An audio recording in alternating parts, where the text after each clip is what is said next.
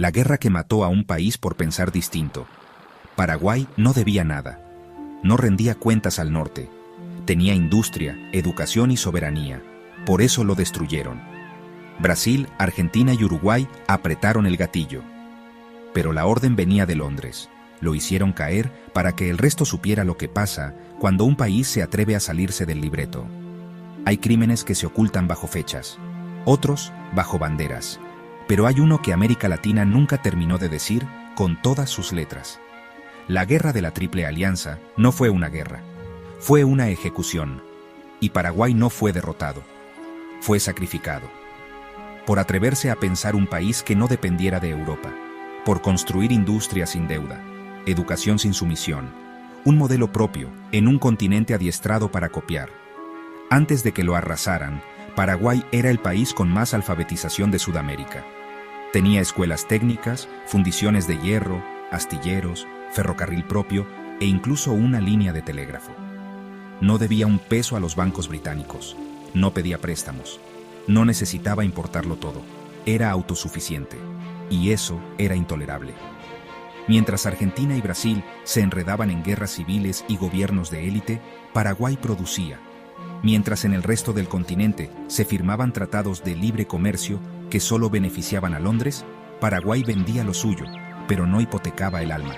Era un país sin patrón, y un país sin patrón es una amenaza en una región diseñada para obedecer. Por eso lo rodearon. Brasil, Argentina y Uruguay firmaron una alianza para invadirlo, pero esa decisión no nació en Río, ni en Buenos Aires ni en Montevideo.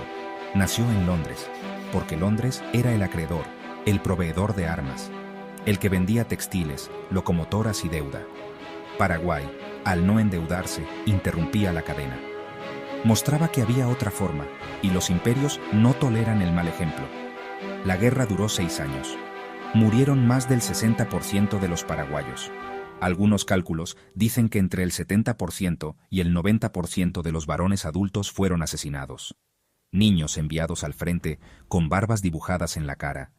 Mujeres obligadas a reconstruir un país entero desde los huesos. El crimen fue demográfico, económico, simbólico. No dejaron futuro, ni siquiera dejaron advertencia. Lo borraron todo. Después vino el saqueo. Las industrias fueron desmanteladas. Las tierras pasaron a manos extranjeras.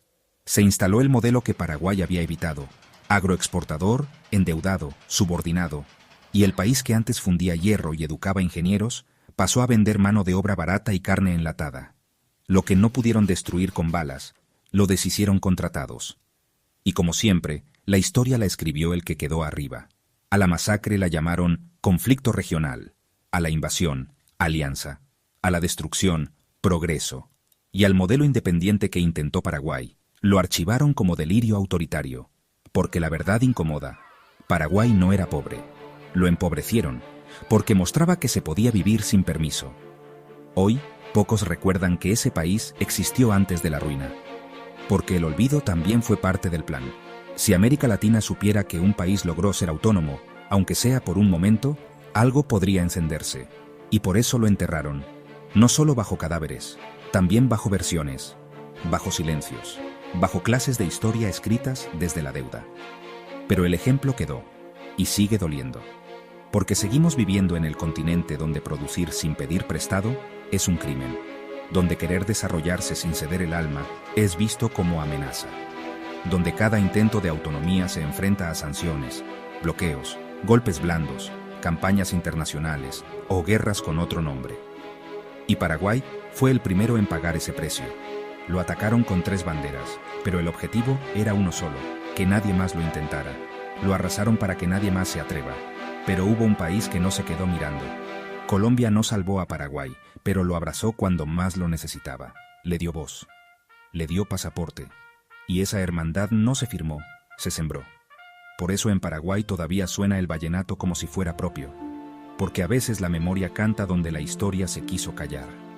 Escrito por Manuel Fernando González Villamil.